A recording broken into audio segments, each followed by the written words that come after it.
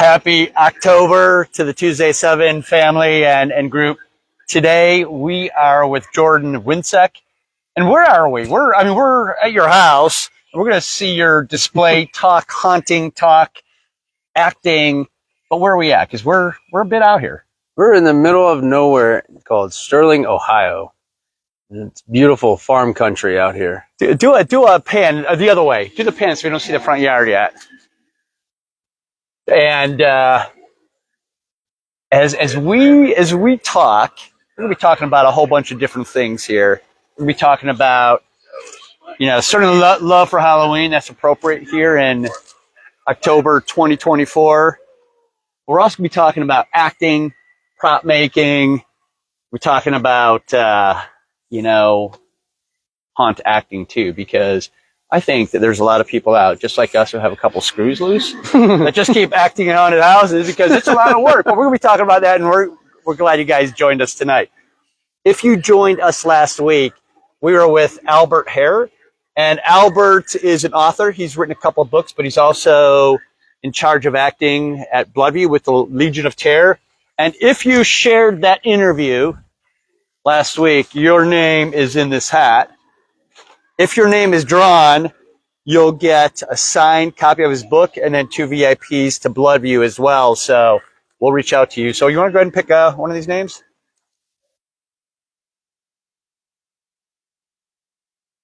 And the winner is Paul Pederlin. And I think he's actually an actor out at Bloodview as well. So thank you, Paul, for sharing. But we always like to just jump in right away, because the one thing that you can do that is of great value to us is sharing this video. In the bottom left-hand side of your screen, there's a share button. And when you share it, we know it. And then next week, we'll put your name in the drawing for, this is a prop, right? Yep. Tell us about it. Can you see that, Greg? So this here is one of the pieces that I make and sell. It's just something from where I work. It's kind of just my rendition of it. Just looks like gross meat. Obviously, it's just like your foam in there with a spoon. So I don't know. I like the gory end of things. The gory end of things. And so you get an original piece of, like, this is a real plate. It's a real plate, real spoon. It's heavy, this is, you get a plate of yum. Original piece of artwork and prop from Jordan. Jordan, the name of your newer prop company is Dark Matter. Dark Matter. So we appreciate your offering, and we're going to keep this close. So again, if you guys share, your name will be put in the drawing, and next week, just before Halloween, we're going to draw a winner. And if your name is drawn, then you get this piece, this prop from Jordan. But so you're a Halloween fan? Oh, I take absolutely. It, right? and so let's start by panning over to your yard hunt, because there's a lot of people who have the similar spirit of Halloween, and you've got a few props here in your front yard. I sure do. How many years have you been putting up a display? So this year, I'm calling it 5 years of fear. For obvious reasons, it's my 5th year. So we started in 2019. A little bit in 2018, we did a little. Nothing like this. Obviously, this has grown massively over the past few years.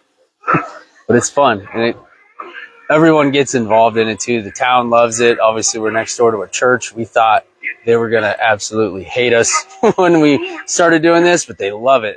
They come over every night, check and see what we put out new every day, and they love it. The neighbors all like it. I don't have any complaints that I know of, knock on wood.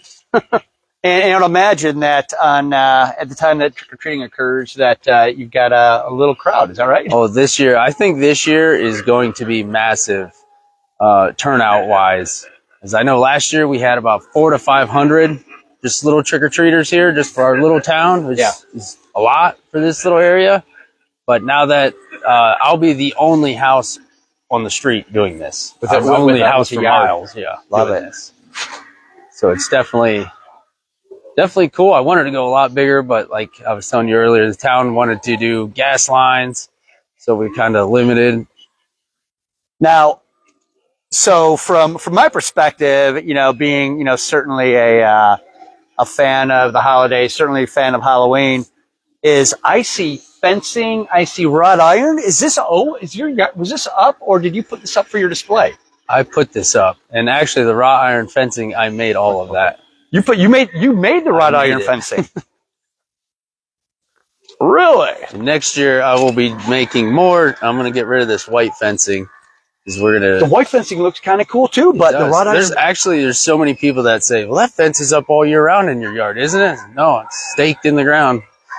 You can see it's all staked in, but this is just PVC and some 1x and fence finials, and you just heat them up. Stick these finials down on there. Looks legit. It's amazing. It looks, and it's lightweight, Yeah. right? It's lightweight, yeah. Yeah, man, I saw you moving it, and I'm like, whoa. Yeah, and then to like kind of stretch, because obviously PVC gets very expensive. I mean, I made 8 panels, and it was like $300 and some just to make this. So we started trying to stretch the PVC, so that's why there's like it looks like a broken piece, but I heated them up and bent them so it looked like it was actually broke. But that's just so. Oh, yeah, the intention is. I didn't have to use another 3-foot piece all the way, That jail cell I made, it was on PVC pipe. PVC right? It adds Well, up like super fast. It up and everything. Yeah. It all adds up super Oh fast. God, yeah. Now, I know that some of these pieces in here, I mean, you can tell some of them have a handmade quality to them. A little bit. Is this, yeah. So, are there some of because Dark Matter, Yes. prop company that's been around for how long? I just started it up, I'd say around Christmas. Just on Christmas time. Yeah, just around Christmas. So there's some work of yours. Some older, yeah. Some older. You want to Older point us stuff. to I haven't that? put any of my new stuff out here, but if you pan over to your left in the back corner, the guy up there with lights surrounded by corn. This is like children of the corn. I call them the skeleton sacrifices. I don't know why, but it looks like that. But he was kind of like my first crack at doing corpsing. Obviously now I've learned a lot more since then. This is like, I don't know, second season this has been out here, so this is a couple years old. So tell us about, because I know what corpsing is, but there could be some folks that are just maybe enthusiasts or just kind of tuning in because of the spectacular lights in the display. What's your definition of corpsing? Making it look extremely old, nasty, burnt. Right now, honestly, the way I do it, it looks like burn victims. It looks like it's charred, it's old, it's gross. But this one, it was dark in color when I started doing all the stain work and the paint work. So I kind of went with that more like burning at the stake kind of theme with this one. But yeah, there's a lot of like plastic bag on it. Which I got away from that. I don't like using that. And then there's grade stuff on there, which again, got away from that. Don't like using that because it keeps expanding the more it sits there. So I've developed other methods now that are better and kind of stand the test of time and withstand the elements. So a lot of my stuff that I make now can be outside. So I'm not afraid to tell people that, it's going to withhold the weather, because it will. So now I use a lot of like wood glues and stuff, so they're actually waterproof materials. Yeah. And epoxies, stuff like that. So with that that corpse, does I don't know if that's a he or she, but does it have a name? No names other than skeleton sacrifice. That's all I've ever called it. I love it, because I think some folks, as they're starting to work, like, oh, this is Lily or Lester or Samuel No, I mean, I think the only one I really have named out here, prop wise, not of my own, but is this one. I keep calling this one Old Faithful. This one here? Yeah. I mean, it works, but it's not an animatronic, but that was like one of the first ones me and my wife ever bought when we moved in here. So now it's kind of Old Faithful. It's Old Faithful. I like that. It's out here every year. It hasn't completely deteriorated yet. I think it's its 6th season. It's been here a while. Yeah. the lighting, the weather, the wind. There's all kinds of things that go into the play here. And you guys aren't seeing Jordan's face, but I see him just kind of nodding his head. He's like, listen, that's my worst nightmare. The wind. Tell me about the wind, right? So I don't know how much he showed behind, but it is all flat. It's farmland. open. It's all wide open. So, and it's open miles, here too. Yes. But the wind always comes from behind the house. And so, like, this is what we call the wind tunnel, because of the two garages, the two houses, all the wind blows up through here. So, like, I had nice standing corn. As you see, it's all busted in half there now. The other side, same scenario. That is worse because it's a bigger gap between me and the church in a wide open field, nothing to block the wind. The wind is horrible. So everything is staked down or triple staked down. And that's like something I've learned over the years is things are placed in specific spots now. Like if I reuse something, I'm like, okay, that worked last year. I'm going to put it there again because it worked. It didn't fall over. It didn't blow break. Like it withstood the wind.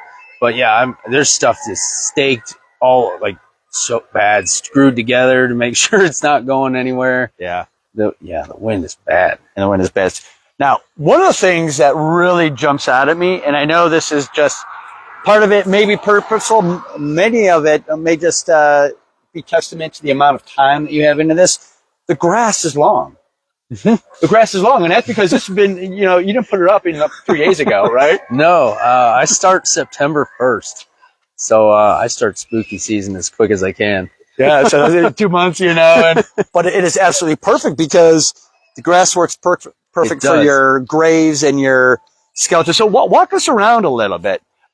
Maybe take us to one of the other one of your other props. Yeah. I know that we're not going to the garage because the garage is a dead zone. Yes. We're going to show some supplementary footage that we're going to add here, so you get a little bit of a peek at what's going on in the garage. But back there is filled with your all of my thoughts. Your thoughts, your studio, your work, and you sell some of that handmade work. But what else is in here that is something that you've created? So this is one of them here. This is a little groundbreaker. I just kind of threw them together last year just because I wanted another one because I bought a couple sweet distortions pieces, so I kind of wanted something to mimic it. But I bought the head and I just kind of threw the body together really quick. But still, you're not going to find that head in a Spirit or a Home Depot or Lowe's. But that's all handcrafted. Some guy on eBay makes these, and they're fantastic little prop heads. Yeah, he does a great job. And then this little guy over here is another one of mine that I actually made. This has a look of the wonderful chum on that plate. Yes. Gory and stringy. So that's like my big thing is I love that stringy, nasty look. I don't know what it is, but that's every piece. Like you see his jaw's crooked. So every time I make one of these, it's like my signature now. It's a crooked jaw, like twisted. I put resin teeth, like dentures in there. Like, so it's all like, this is like the first, like I said, these two were like the first ones I started dabbling with. Now I've taken this to a whole different level. Yeah. They're definitely, I've heard a lot. Movie quality is what I've heard quite at a lot of these shows. They're like, do you work for Hollywood? No. You got a hookup? I'd love to have it. So talk about those shows, because you said you just launched the end of last year, right? This year is the first time that you've sat down and sold some of your, I'm going to call it artwork, right? Because it's handcrafted. It's, every piece is one of a kind. Every piece is one off. Yeah. Like where did you show your work this year? So I started at the Cleveland Hawk Club at the halfway to Halloween. What was that one called? I forget. Was it It was the halfway to Halloween? Show, Right? It was in Medina. Yeah. Yeah, the one at the fairgrounds. Yeah. I started there. Then we went to Odd Malls. We started. Well, somebody had mentioned Odd Mall show, the Akron Pickle Fest. They mentioned that one when we were at that show, and we were like, I've never heard of that. What is it? So I did research, found this Odd Mall runs the show. Yeah. And that's what I started doing all this research, and I started picking and choosing. And I actually didn't end up doing the Pickle Fest. I started doing and I did the Emporium of the Weird, and I did fairly well there. So I was kind of like got bit by the bug. I was like, okay, I need to do this again. So I'd come home, make a bunch more stuff. And I was like, what's the next show? And then I did the other Cleveland Hot Club Haunted Garage Sale. Yeah. Did that one. Did amazing there. Started developing like a little cult following with some of these pieces. It's been really cool to kind of see it all evolve too. But then we did another Odd Mall show and did fantastic there. Again, more people from the same cult following started showing up. It's been a wild ride with that though. It's happened really quick. And then a spinoff of that, obviously I've been allowed to start kind of dabbling at the haunt too. Yeah. So I've made a couple cool pieces there too. So let's go there, right? Because you're a enthusiast, you're a prop maker, you're a yard decorator, but you also, are an actor, right? And so tell me the haunt, because I already know almost all these answers, but, and we've had the opportunity to even kind of, work, I think on the same night on a few occasions, but tell us about the haunt. So I work at Chippewa Lake Slaughterhouse. And just like the name suggests, it's a slaughterhouse. And it is beautiful. Tell us a little about the haunt, because I get the feeling of isolation, that we're here, right? I live in the suburbs. And so when I come out here, it's open. And it's quiet outside of, maybe a car coming by here. Yeah. It's quiet. And that's one thing that really kind of jumps out at me about Chippewa. Like, as soon as you park and you walk down that driveway, you feel like it's the most unnerving feeling. Like you might be yanked and dragged into the woods. Yeah.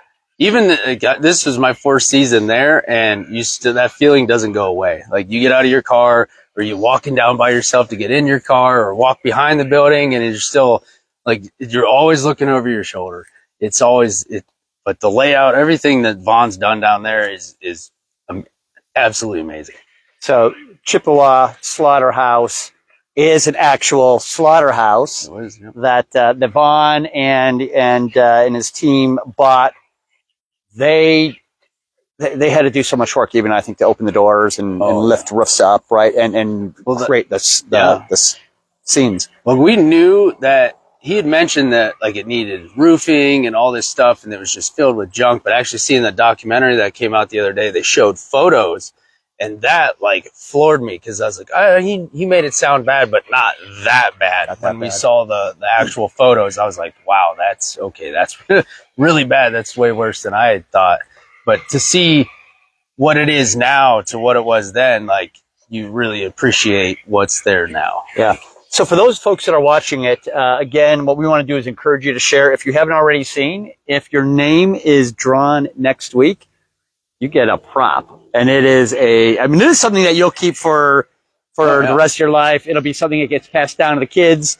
You'll absolutely love the prop. And it makes sense as that, working at Chippewa and seeing your other work, you're like, I kind of like that heavy gore, that's where a lot of it stemmed from. Yeah. Yeah. We're going to also link that Chippewa, as well as the documentary that also shows Cleveland Nightmare, to this interview as well, because we know there's a lot of folks that are getting excited about Halloween. We're coming up to an end. If you're from Northeast Ohio, it's been a beautiful Halloween, a little warm for the actors, and would you guys agree? Oh yeah, it's been warm for actors. Last weekend was actually really nice though. Last weekend it was a little bit cooler. It was a lot nicer. They're not so sweaty. Because Chippewa, there's, don't they flip on generators? Do they have not anymore? No. Not anymore. So they actually ran electric back there now. Yep. We have power back there. We have no heat, no air conditioning. No. It's just an old building. But you got power now, because I remember going back there and a few years ago, and I don't think there was power. I don't know. Maybe I'm mistaken. The building itself, as long as I've been there, has always had power, but they ran power to the outside this year. I see. So now the outside doesn't have generators hidden in barns. Yeah, like we used to do. I said before, and there's 4 of us here. We got some folks keep an eye on props and cameras, and I said with great admiration and great love is that I'm like, I think that all of us might have a couple screws loose, because acting at a haunted house, like, that's not easy work. Now, do you guys both work under silicone? Yes. Tell me about that, because I put on a silicone mask only a couple times in my life, and I feel like I'm claustrophobic. I'm like, I mean, it's first of all, your face isn't breathing. Oh yeah. Right. Sometimes you can't see as much. So what's that like? So last year was my first year wearing a silicone, and I never even got to try on the mask until like 20 minutes before showtime. I'd never seen the mask, nothing. It was just, here it is, throw it on, let's go. And so I put it on, I'm like, all right, cool. But then I didn't realize, like, my eyelid kept rubbing. And how many times do you blink in 6 hours? I have no idea, but it's a lot. Yeah. And it's enough to get a blister on your eyelid. And at the end of the night, it's like, okay, we gotta trim this, because this really hurts. So I had to do that. And then the next day I had like a rash all over it was like I had a windburn. Like, it was the craziest thing. And then you're just soaked in sweat. You smell like a gross Band-Aid when you take it off. It's, with my silicone, his was a new one. Mine was an older one, and I would have to pull the chin out to let it drain, because I would fill up with sweat in the throat. I pull the chest plate out, but like you said, it's a nasty, greasy. You move and it twists. It's something to get used to. But there's a reason why it's so effective, right? Oh yeah, it's just like a second skin. I mean, thanks, man. You really have to look to see that the person's eyes are not part of that mask. Yeah. You really have to look to see that person's mouth is not part of it. It's fun though. I mean, a lot of people second guess who you are and what you are.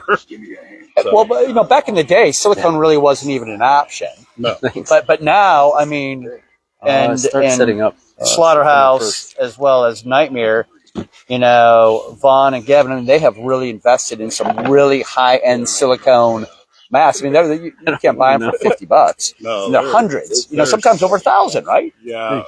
Well, in that documentary, Vaughn says they're anywhere between $600 and $900. I bet. And there's just 5 silicones, which is the brothers and grandma and grandpa. So 3 brothers, grandma and grandpa. Then there's also an extra one for grandpa. For grandpa. Yeah. So now, in addition, are there hands? Because I know over at Nightmare that there are hands that are. Vaughn has sleeves, but other than that, no. Nobody uses anything. We wear regular leather work gloves. I put on a shirt a white shirt that's like a spandex shirt, and it's all bloodied up because I got tattoos. So yeah. We're supposed to be from the 50s, 40s, so tattoos weren't really a big thing. Weren't a big thing back then. So. And I love the soundtrack as you kind of go back there, because you're not playing anything expected. You're playing unexpected 40s and 50s, Glenn Miller, the Ink Spots. Yep. You're playing, that kind of music that gives a creep feel that you wouldn't expect until you walk in or start walking down that gravel driveway. And you hear it in your sleep. Yeah, you'll never stop hearing that. So that's why I make fun of him. I says, man, all I hear is Eugene Carver, line 1. Line 1. I'm like, dude, I've been hearing that all night long now. What I love about both Chippewa and Nightmare is that they've kind of created their own brand. Right? They kind of created, so the artwork, the Carver meets, everything. You're like, well, where did this come from? Well, they've got a great graphics team that creates their look, their stamp, and I think that that that brand is great. You guys work at Hunt's prior to Chippewa? No. Chippewa's your first. Yeah. Yeah, Chippewa was my first like legit haunt. I worked at it was a small haunt, kind of like a fly-by-night little deal. They set up. It was in Bear Creek. I think it's like a four-wheeler park or something. Well, they like set it up, and then they did it, and they called it Scare Creek. Just play on the word there.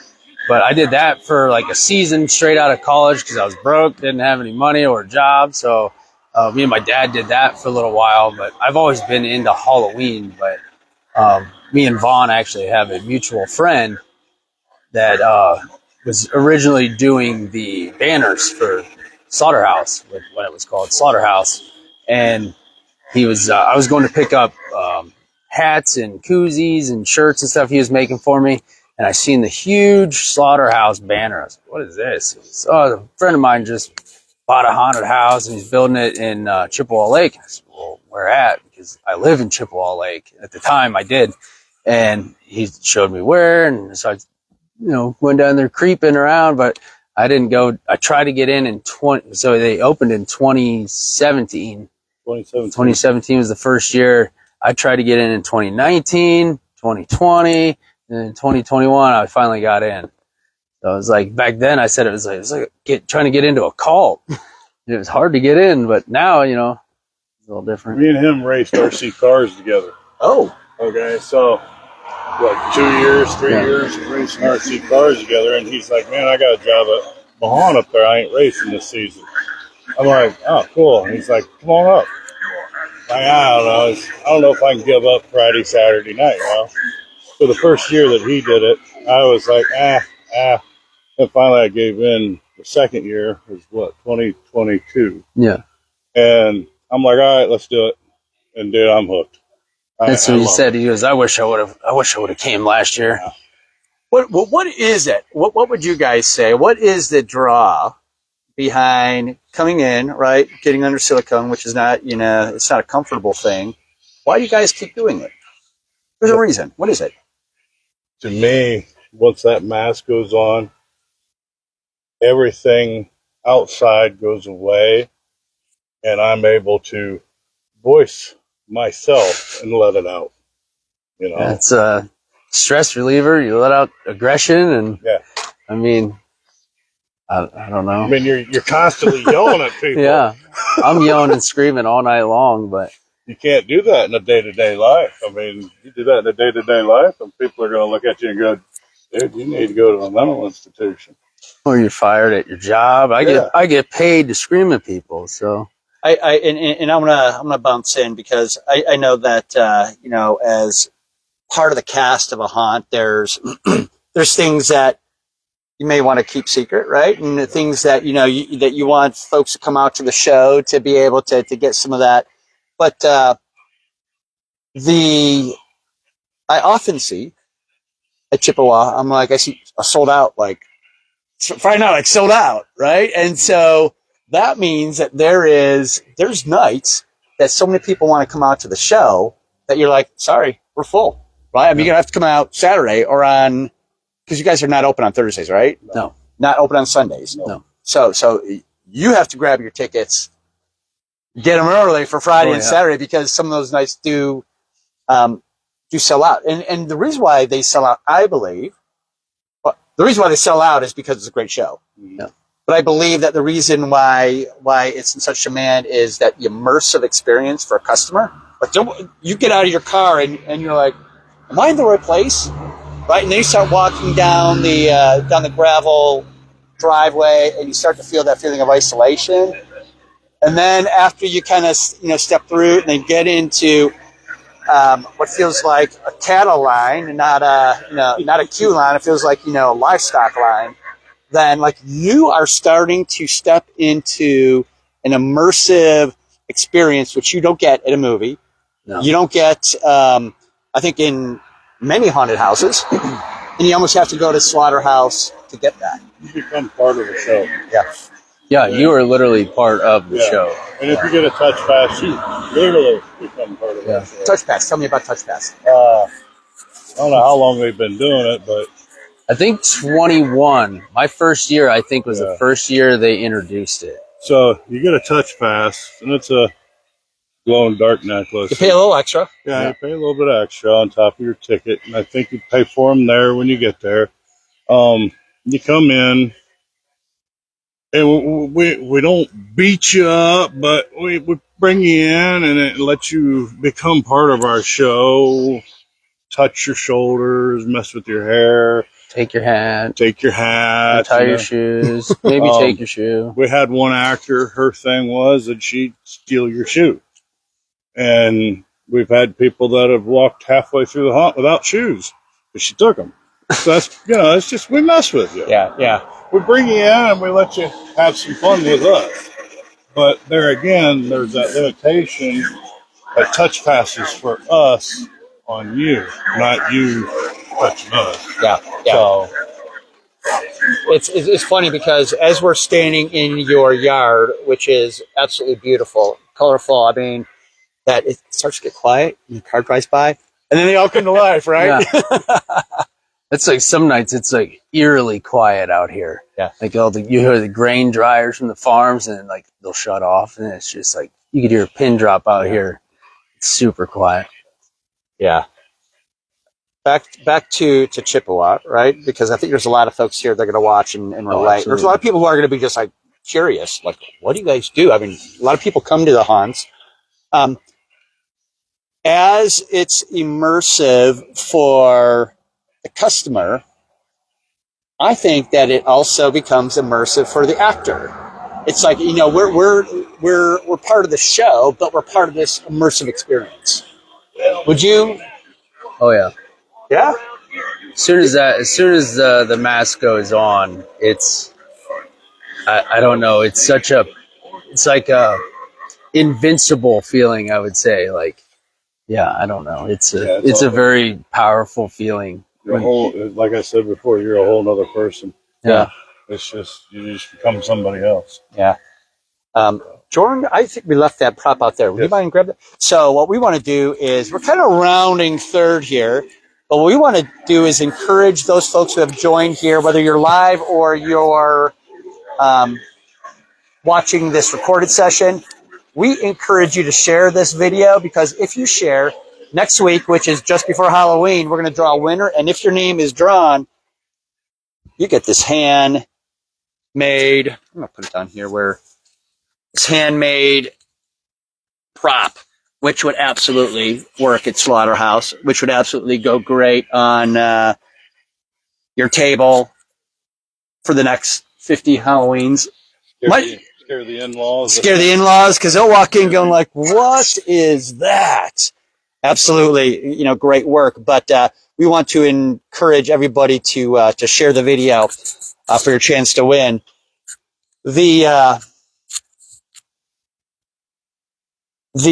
idea of, stepping into an immersive or stepping into an act, is there a process? Because you had said, Jordan, that when you pull the mask on, that's maybe the switch. No. Is there a process that you guys go into? Is there, you play a certain song? Is there an acting ritual that you might do, or is it just the process of pulling on the mask? Is it getting into costume? I think it's the whole costume. I mean, I'm a metalhead, so I listen to heavy metal like on Fridays to get me out there, and just because that's like the mentality you need to be in out there. It's just, I don't know. It's definitely, I think once the costume comes on and those lights go off, like that's when it switches. Yeah.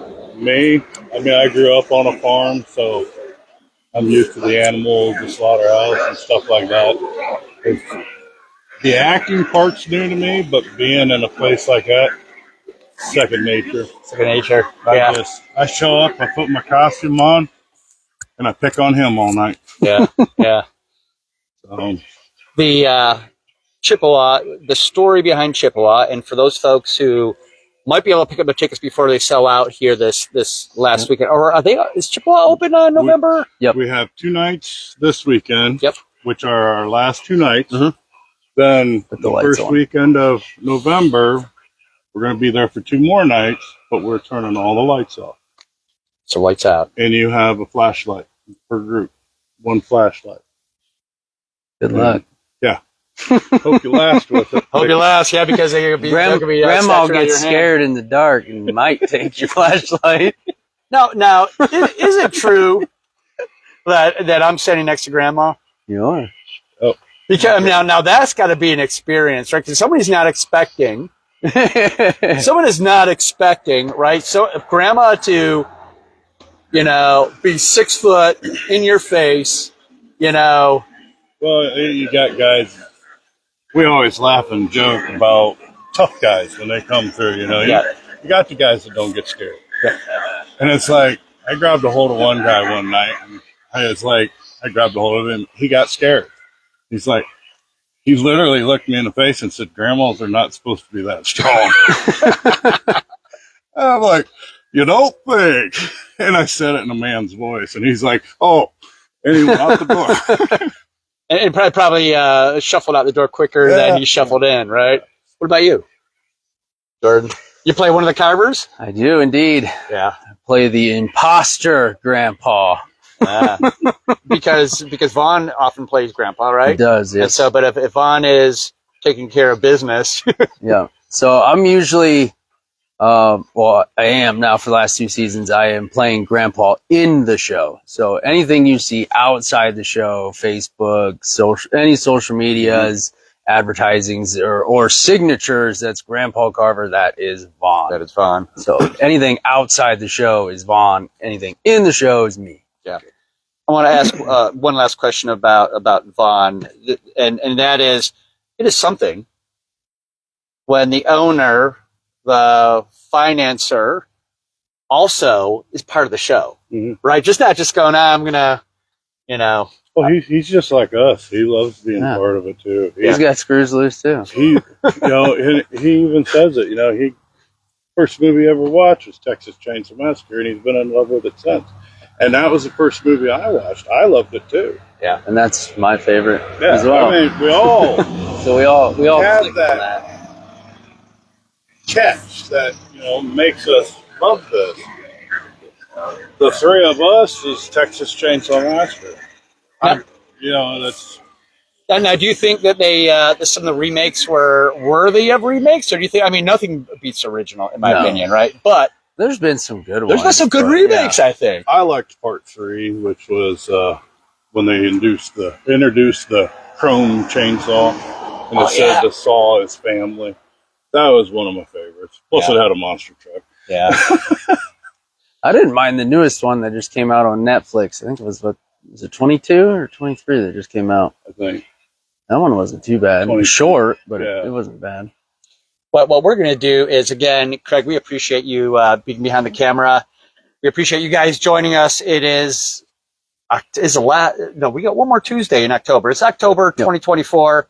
We're here checking out Dark Matter, talking Haunt, talking Halloween, talking props.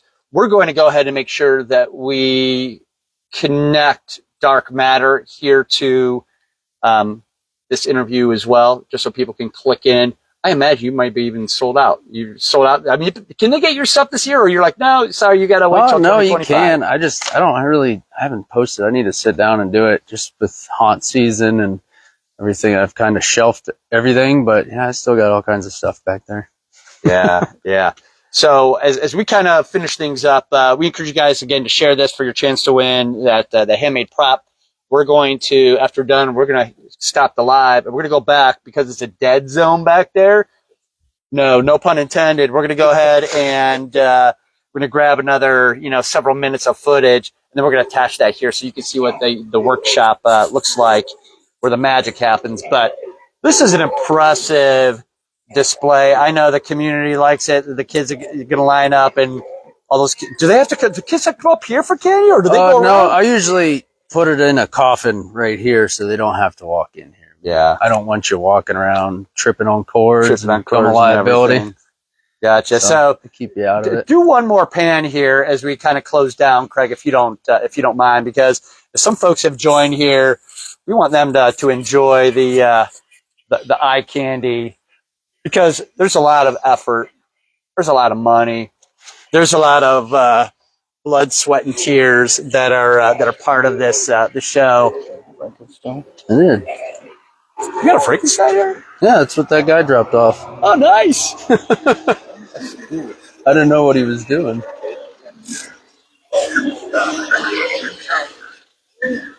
And for those folks who watch, we appreciate you sharing.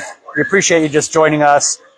I'll tell you what, the Tuesday 7 interviews have been on fire. I mean, it's like 3,000 to 7,000 people watch this thing, and it's because of the shares, and it's because of the content too. The content is cool, and we appreciate you sharing your front yard, some hunt stories, carver stories, and for sharing kind of what's going on with your one-of-a-kind props. So we appreciate you guys. Come over here real quick as we just kind of wrap things up. But again, we appreciate you guys joining, and we will connect with you guys next week. It's only a few more days until we say goodbye to October, and we say hello to the other holidays. Is there actually other holidays? Is there other holidays? Is there actually other holidays? You know what? There's one of the things that I have found that folks who are decorators tend to decorate. Do you decorate for Christmas? Do you put up? I had a chance to walk in just the back of your house, and the inside is decorated too. It is. It's not just the outside. There's animatronics from the front to the back in there. There's that one I purchased just to go in there. There's Frankenstein just showed up a little bit ago. We got vampires in there, witches set up. There's all kinds of everything, right? Yeah. Inside and outside. So. Wait, you put a Santa Claus hat on the skeleton. Yeah, usually, for Christmas, to get on what you were saying, we do.